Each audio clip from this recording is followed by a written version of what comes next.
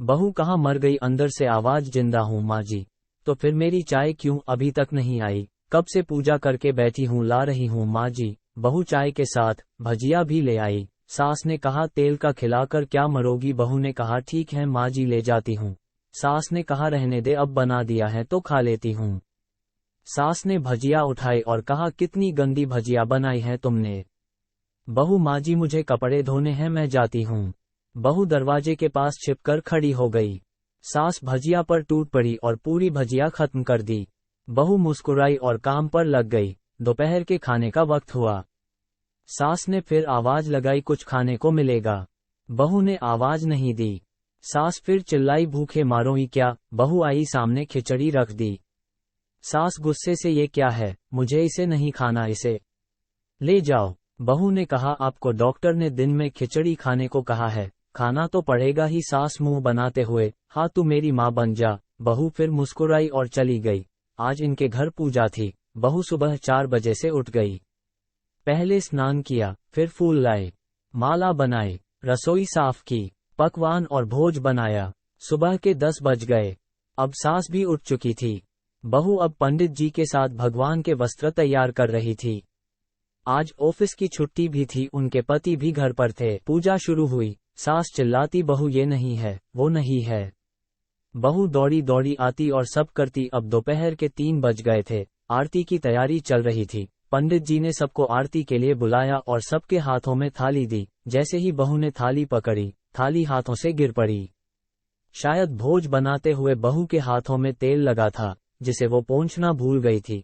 सारे लोग तरह तरह की बातें करने लगे, कैसी बहू है, कुछ नहीं आता, एक काम भी ठीक से नहीं कर सकती, ना जाने कैसी बहू उठा लाए, एक आरती की थाली भी संभाल नहीं सकती। उसके पति भी गुस्सा हो गए, पर सास चुप रही, कुछ नहीं कहा।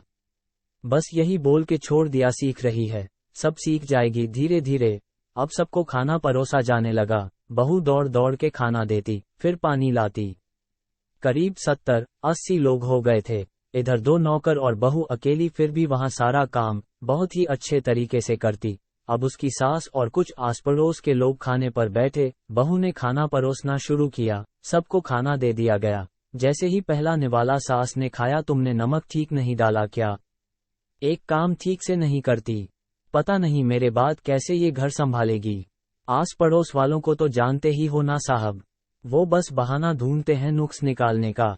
फिर वो सब शुरू हो गए, ऐसा खाना है, ऐसी बहू है, ये वो वगैरह वगैरह।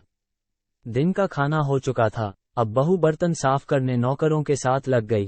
रात में जगराता का कार्यक्रम रखा गया था। बहू ने भी 1-2 गीत गाने के लिए स्टेज पर चढ़ी। सास जोर से चिल्लाई, मेरी नाक मत कटा देना, गाना नहीं आता तो मत गा, वापस आ जा। बहू मुस्कुराई और गाने लगी। सबने उसके गाने की तारीफ की, पर सास मुंह फुलाते हुए बोली, इससे अच्छा तो मैं गाती थी जवानी में, तुझे तो कुछ भी नहीं आता। बहू मुस्कुराई और चली गई। अब रात का खाना खिलाया जा रहा था। उसके पति के ऑफिस के दोस्त साइड में ही ड्रिंक करने लगे। उसका पति चिल्लाता, थोड़ा बर्फ लाओ, तो सास चिल्लाती, यहाँ दाल नहीं है, फिर चिल्लाता, कोल्ड ड्रिंक नहीं है, पापड़ ले आओ। इधर उधर आखिरी में उसके पति की शराब गिर पड़ी उसके एक दोस्त पर और बोलत टूट गई। पति गुस्से में 2 झापड़ अपनी पत्नी को लगाते हुए कहता है, जाहिल कहीं की, देखकर नहीं कर सकती, तुझे इतना भी काम नहीं आता। सारे लोग देखने लगे। उसकी पत्नी रोते हुए कमरे की तरफ दौड़ी। फिर उसके दोस्तों ने कहा, क्या यार, पूरा मूड खराब कर दिया, यहाँ नहीं बुलाया होता, हम कहीं और पार्टी कर लेते। कैसी अनपढ़ गंवार बीवी ला रखी है तूने, उसे तो मेहमानों की इज्जत और काम करना तक नहीं आता, तुमने तो हमारी बेइज्जती कर दी। अब आस पड़ोस की औरतों को और बहाना मिल गया था। वो कहने लगी, देखो क्या कर दिया तुम्हारी बहू ने, कोई काम की नहीं है। मैं तो कहती हूँ अपने बेटे की दूसरी शादी करा दो, छुटकारा पाओ इस गंवार से। सास उठी और अपने बेटे के पास जाकर उसे थप्पड़ मारा और कहा, अरे नालायक, तुमने मेरी बहू को मारा, तेरी हिम्मत कैसे हुई, तेरी टांग तोड़ दूंगी। उसके बेटे के दोस्त कुछ कहने ही वाले थे कि उसकी मां ने घूरते हुए कहा, चुप, बिल्कुल चुप, यहाँ दारू पीने आए हो, जबकि पता है आज पूजा है और तुम्हें पार्टी करनी है। कैसे संस्कार दिए हैं तुम्हारे माता पिता ने, और किसने मेरी बहू को जाहिल बोला, जरा इधर आओ, चप्पल से मारूंगी अगर मेरी बहू को किसी ने शब्द भी कहा तो।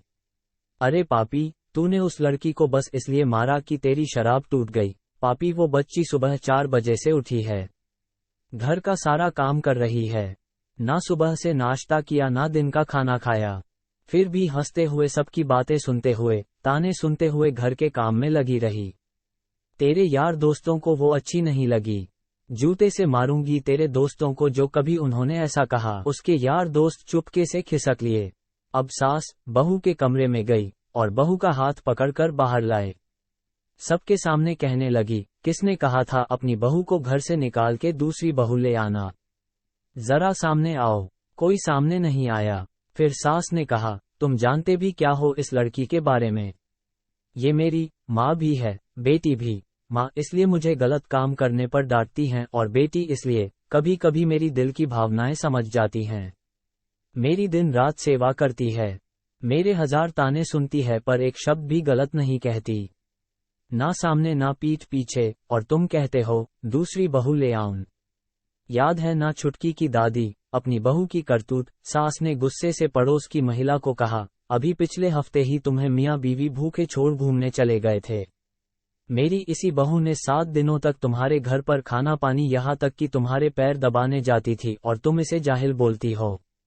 जाहिल तो तुम सब हो जो कोयले और हीरे में फर्क नहीं जानते। अगर आइंदा मेरी बहू के बारे में किसी ने एक लफ्ज भी बोला तो मुझसे बुरा कोई नहीं होगा, क्योंकि ये मेरी बहू नहीं, मेरी बेटी है। बहू अंडस को सिसकिया लेते हुए फिर कमरे में चली गई। सास ने एक प्लेट उठाई और भोजन परोसा, बहू के कमरे में खुद ले गई। सास को भोजन लाते देखा तो बहू ने कहा, अरे माँ जी आप क्या कर रही हो, मैं खुद ले लेती। सास ने प्यार से ताना मारते हुए कहा, डर मत, इसमें जहर नहीं है, मार नहीं डालूंगी तुझे। तुझे नई सास चाहिए होगी, पर मुझे अभी भी तू ही मेरे घर की बहू चाहिए। बहू ने अपनी सास को रोते हुए गले से लगा लिया।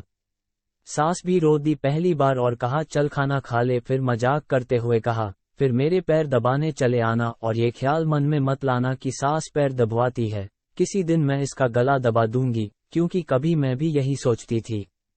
दोनों खूब हंसने लगती हैं। कुछ रिश्ते बहुत मीठे होते हैं, बस बातें कड़वी होती हैं। इस कहानी को शेयर करें।